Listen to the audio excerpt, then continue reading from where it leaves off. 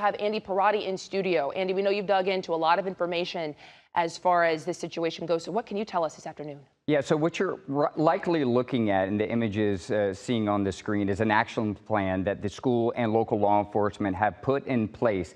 And that's because once a year, schools are required to do active shooter drills. And that's according to a law that went into effect last year that requires active shooter training drills once a year at the school district. The law also requires schools to report completion of the drills to the Georgia Emergency Management and Homeland Security Agency. Also, schools are required to create a school safety plan to reduce the growing incidence of gun violence in schools, as we've been talking about, and also the creation of a state-approved school safety and anti-gang program training teachers who want to volunteer to identify potential gang activity.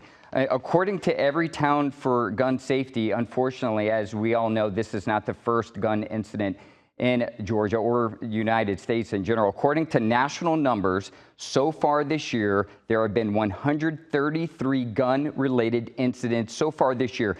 38 of those resulted in fatalities, 81 injuries. Again, we're not talking about specifically Georgia. This incident, we're talking about national numbers nationwide so far this year. We don't know whether there were any metal detectors in place at this school, but we do know, according to the student code of conduct that we reviewed, that the school's conduct does have the ability, the school does have the ability to use handheld metal detectors if they suspect a student or someone else at the school may be carrying a weapon. So just some added perspective as we're looking at these images, that you are looking likely at an action plan in place that the school and local law enforcement have been working on for years, especially since the school and the state implemented that new law last year requiring active shooter drills at least once a year.